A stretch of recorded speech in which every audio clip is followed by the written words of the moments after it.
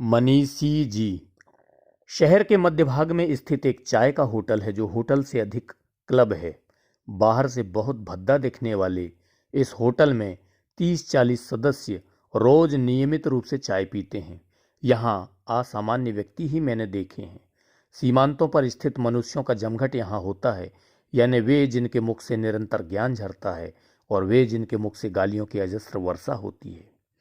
वे जो बीड़ी तक नहीं छूते और वे जो गांजे की चिलम फूके बिना घर से बाहर नहीं निकलते। वे जो अखंड संयमी हैं और वे जो वेश्या के यहाँ जाकर पड़े रहते हैं। वे जो गऊ से सीधे हैं और वे जो सियार से धूर्त हैं। पंडित, ज्ञानी, नेता, लेखक, कवि, शराबी, जुआड़ी, वेश्यागामी, गुंडे सब यहाँ आते हैं और अंधेरे कमरे की भारी भरकम टेबल के आसपास टूटी कुर्सियों पर बैठकर उपनिषद की व्याख्या से लेकर बर्थ कंट्रोल के विषयों पर चर्चा होती है। मेरी असामान्यता की साधना जब पूरी हुई तब मैं भी एक मित्र के द्वारा यहाँ लाया गया और मेरा प्रथम परिचय मनीषी जी से कराया गया। प्रथम दृष्टि में ही जिस व्यक्ति को मैं ग्रहण कर सका वह कुछ ऐसा था, अब भी ऐसा ही है और शायद हमेशा ऐसा रहेगा। घुटनों तक खादी की धोती, खादी की मिर्जई, पाँव में फटी चप्पलें ऐसी कि पाँवों की रक्षा कम करें, इज्जत की ज़्यादा। आंखों पर चश्मा, काले धागे से जेब में लटकी घड़ी, बाएं हाथ में छड़ी, कंधों पर खद्दर वसना कांग्रेसी भक्तिन की साड़ी की तरह बेल बूटीदार किनारी का चद्दर।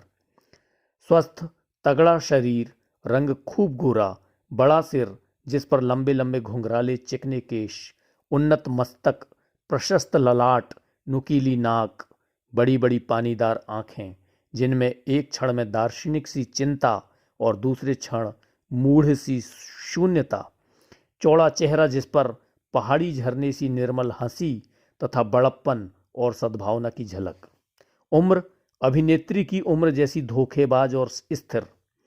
वेश और शरीर को मिलाकर यह रूप मनीषी की व्यक्तित्व की किताब की रंगीन जैकेट है जिसके भीतर जासूसी उपन्यास की तरह एक के बाद एक रहस्यमय अध्याय भरे हैं जिन्हें पढ़ते हुए मुझे 10 साल हो गए। फिर भी जब अंतिम अध्याय पर पहुंचता हूं तो देखता हूं कि आगे कोई परिशिष्ट जुड़ गया है। पदवियों सहित पूरा नाम पंडित महादेव प्रसाद शास्त्री, साहित्य मनीषी, भूतपूर्व संपादक, हिमाचल आयुर्वेदाचार्य, ज्योतिष रत्न है। शास्त्री, साहित्य मनीषी, आयुर्वेदाचार्य और ज्योतिष रत्न पदवियां उन्होंने बिना किसी परीक्षा पास किए अपने आप को प्रदान कर ली हैं। ये ऑनरेरी डिग्रियां हैं जैसी अरब के शाह को भारतीय विश्वविद्यालयों द्वारा दी गई डॉक्टरेट। हिमाचल साप्ताहिक के कभी मनीषी स्वयं संपादक, व्यवस्थापक, कंपोजिटर, मशीन मैन, हॉकर सब एक साथ ही थे। यह साप्ताहिक जब उनका मन होता था तब निकलता था।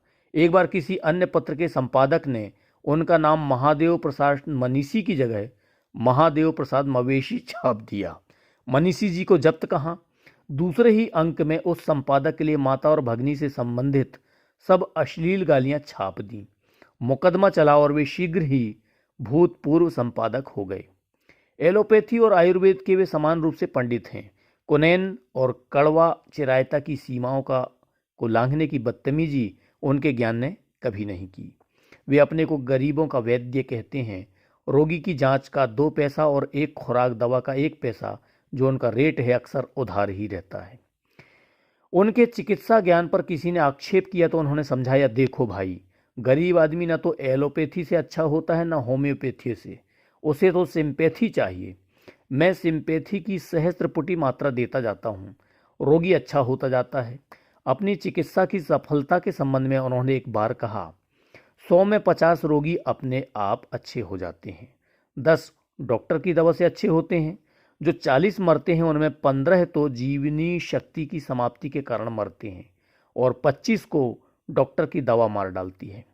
मैं इन 25 लोगों को साफ बचा लेता हूं क्योंकि मेरी पुड़िया ना अच्छा असर करती है ना बुरा। 15 तो धनवंतरी के इलाज में भी मरेंगे ही, शेष को मैं अपनी सिंपैथी की डोज से बचा लेता हूं। इस तरह मेरे इलाज में 85% रोगी अच्छे हो जाते हैं। मनीषी इसी होटल के ऊपरी हिस्से में ना जाने कब से रह रहे हैं और इस इमारत के गिरने तक शायद यहीं रहेंगे। उनका धंधा कुछ भी नहीं है। भोजन के आने का क्या जरिया है किसी को नहीं मालूम। कपड़े कहाँ से मिल जाते हैं और हमेशा इतने उजले कैसे रहते हैं, यह भी एक रहस्य है। परंतु इस व्यक्ति के मुख पर मैंने कभी चिंता रेखा नहीं देखी, कभी परेशानी की छाया नहीं देखी, कभी दुख की मलिनता नहीं देखी। जिसके खाने का ठिकाना नहीं है, जो 2 दिन का भूखा पड़ा रहता है, एक फटा टाट जिसकी शैया है, वर्षों पहले जिसके ईंट के चूल्हे पर अभी तक मिट्टी नहीं चढ़ पाई, एक मिट्टी का घड़ा, एक टीन का गिलास, एक तवा और डेगची जिसकी समस्त संपत्ति है, शरीर पर पहने हुए कपड़ों के सिवा जिसके पास एक अंगोछा और एक फटा कंबल मात्र है, बस चिर यौवन से कैसे लदा है, वार्धक्य से क्यों डरता है, केश किस भय से श्वेत नहीं होते, झुर्रियां चेहरे को क्यों नहीं छूती, चिंताओं के दैत्य इससे क्यों दूर रहते हैं, दुख इसके पास क्यों नहीं फटकता, यह किस स्रोत से जीवन रस खींचता है कि सदा हरा भरा रहता है, किस अमृत घट से इसने घूंट पी लिया है कि संसार का जहर उस पर चढ़ता ही नहीं। एक दिन मैं होटल में बैठा था, ऊपर से बांसुरी की आवाज़ आई। मैंने होटल मालिक से पूछा, बांसुरी कौन बजा रहा है? उन्होंने कहा, वही होगा मनीषी, खाना नहीं मिला होगा तो बांसुरी बजा रहा है। उन्होंने उसे पुकारा और पूछा, अरे खाना खाया कि नहीं? भूखे मनीषी के मुख पर मुस्कान आई, जैसी भरे पेट वाले के मुख पर भी दुर्लभ है। वह बोला, खाया तो था लेकिन परसों। होटल मालिक ने उसे कुछ पैसे देकर कहा, जा कुछ खा ले और यह गाना बजाना बंद कर दे। बाद में मुझे मालूम हुआ कि अगर मनीषी बांसुरी बजाता हो तो इसका यह अर्थ है कि वह भूखा है। भरपेट वह कभी बांसुरी नहीं बजाता। 1-2 रोज का भूखा होता है तब टाट पर पड़ा पड़ा बांसुरी बजाया करता है। आगामी कल की जिसे चिंता ना हो ऐसा आदमी दुर्लभ है, पर मनीषी को आज की भी चिंता नहीं है। कल कहीं से रोटी मिल गई थी तो आज भी कहीं से मिल ही जाएगी। आज न आई तो झक मारकर कल आएगी, ऐसा उसका विश्वास है। उसके कमरे में एक मिट्टी का घड़ा है जिसमें ज्वार, बाजरा, गेहूं, किसी का भी या सबका मिला हुआ आटा कभी कभी रखा रहता है। एक छोटे से बर्तन में नमक और मिर्च है। जब कहीं से खाना नहीं मिलता और घड़े में आटा हुआ तो मनीषी 1-2 रोटी सेंक कर नमक मिर्च से खा लेता है। यदि आटा नहीं हुआ तो पड़ा पड़ा बांसुरी बजाता है। भूख को इस प्रकार संगीत बनाकर आसपास बिखेरता है। कोई सुन लेता है और भोजन करा देता है। अपने खाने का ठिकाना नहीं है पर उदारता में कर्ण है, बड़े शरणागत वत्सल हैं। कोई भी आफत का मारा आ जाए, मनीषी के गज भर टाट पर और मक्के की 2 रोटी पर उसका अधिकार है। जब तक घड़े में आटा है तब तक रोटी खिलाएगा और आप खाएगा। जब आटा चुक जाएगा तब मनीषी बांसुरी बजाएगा और अतिथि कुढ़ता हुआ सुनेगा। जिसे कहीं जगह नहीं मिलती उसे मनीषी जी के यहाँ जरूर आश्रय मिल जाएगा। जिसे सब तिरस्कृत करें, वह अगर मनीषी के यहाँ पहुँच गया तो मनीषी अपना भाई बना लेंगे। कितने ही लोग उसका आश्रय पाते हैं। घर से निकले हुए लड़के, बेकार आदमी, तिरस्कृत नारियां सब उसके औदार्य की छाया में आ बैठते हैं। कोई कोई कृतघ्न जिस वृक्ष की छाया में बैठते हैं उसे 1-2 कुल्हाड़ी मार जाते हैं या कुछ शाखाएं ही नोच जाते हैं। सुनते हैं ये आश्रयहीन लोग जाते वक्त उसका फटा कंबल या लोटा ही ले भागे हैं। एक बार अनाथालय से भागी हुई 3-4 तिरस्कृत और लांछित लड़कियां मनीषी के आश्रम में आईं। मनीषी ने उन्हें धर्मपुत्री मान लिया। 2-4 दिनों में उनके यहाँ धर्मपुत्र भी आने लगे और जब इन धर्मपुत्रों ने उसकी धर्मपुत्रियों को धर्मपत्नियां बनाने का उपक्रम किया तो मनीषी जी धर्म संकट में पड़ गए, क्योंकि मोहल्ले वालों ने बड़ा हल्ला गुल्ला मचाया। वे लड़कियां धर्मपिता को छोड़कर भागीं। अभी भी मनीषी बड़े दर्द से धर्मपुत्रियों को याद करते हैं, कहते हैं, ना जाने बेटियां कहाँ हैं, किस हालत में हैं। ऐसा नहीं है कि उसने श्रम करने का प्रयास नहीं किया हो। हिमालय की संपादकी के सिवा वे अनेक कार्य करके छोड़ चुके हैं। अपने इन अनुभवों को मनीषी खाली समय में बड़े रोचक ढंग से सुनाते हैं। एक प्याले चाय में एक ही अनुभव सुनाते हैं। कहने लगे, स्टंट पिक्चर में मुझे काम मिला। पूना में शूटिंग हो रही थी। मेरा काम था कि मैं पुल पर नाले के किनारे खड़ा रहूं और जब हीरो घोड़े पर वहां से निकले तो तलवार का ऐसा वार करूं कि तलवार उसे लगती हुई दिखे पर लगे नहीं। मैं तैयार हो गया। हीरो आया तो कमबख्त ने मुझे ही कोड़ा घुमाकर कनपट्टी में मार दिया। मुझे गुस्सा आ गया। बस मैंने भोथरी तलवार का ऐसा वार किया कि बेटा नाले में गिर पड़े। हाथ की हड्डी टूट गई, पर मेरी नौकरी भी उसी वक्त खत्म हो गई। फिल्म कंपनी के अनुभव आगे बढ़ाते हुए वो बोले, एक और फिल्म में काम मिला, मैं बनाया गया हीरो का नौकर। 4-6 दिन बाद हीरोइन एक दिन एकांत में बोली, mister Manishi I love you. मैंने कहा, lady then I shall leave this place at once. बस मैं भाग आया। हमने पूछा, वह तो तुम पर मोहित थी, तुम भाग क्यों आए? मनीषी बड़ी समझदारी से बोले, अरे प्यार करने वाली स्त्री बड़ी खतरनाक होती है, ना जाने कब किससे प्यार करने लगे और तुम्हें पिटवा दे। उस अभिनेत्री से डायरेक्टर खुद प्यार करता था, अगर उसे मालूम हो जाता तो मुझे कहीं मरवा कर फेंकवा देता। मनीषी की जान अभिनेत्रियों पर न्यौछावर होने के लिए नहीं है। फिर मनीषी ने राजनीति का व्यवसाय अपनाया।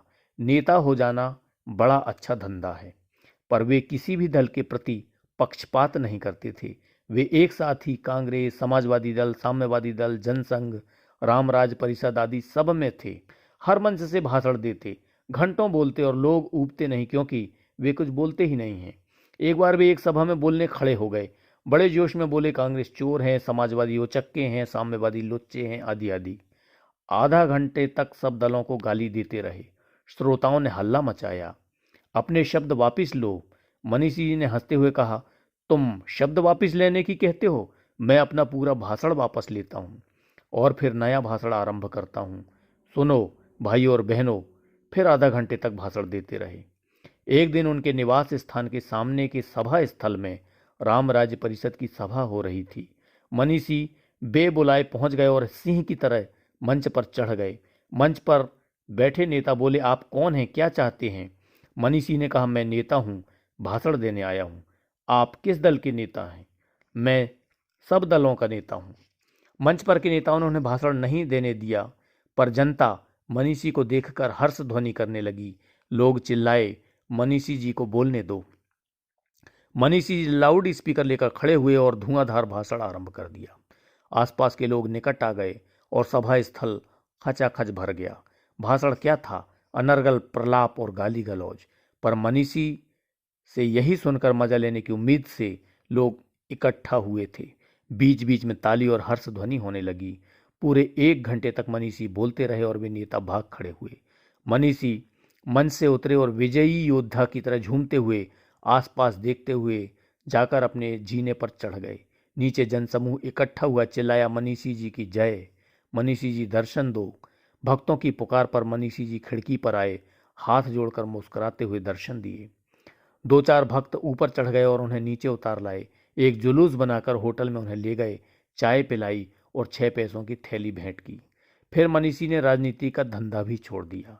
सब काम कर देखे और जब कोई काम नहीं बना, तब मनीषी ने सोचा कि कोई काम नहीं करना ही सबसे अच्छा काम है।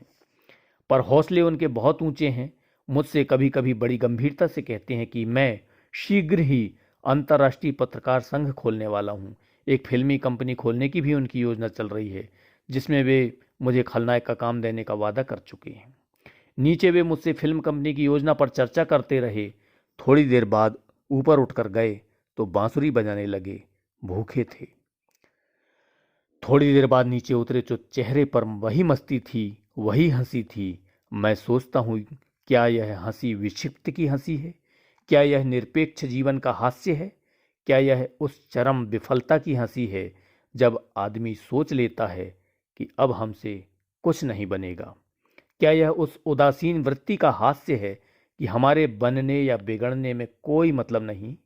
अथवा दर्द को कलेजे की भट्टी में गलाकर इसने हंसी के रूप में प्रवाहित कर दिया है।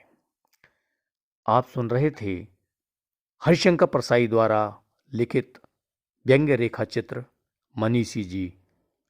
सुनने हेतु शुक्रिया, धन्यवाद।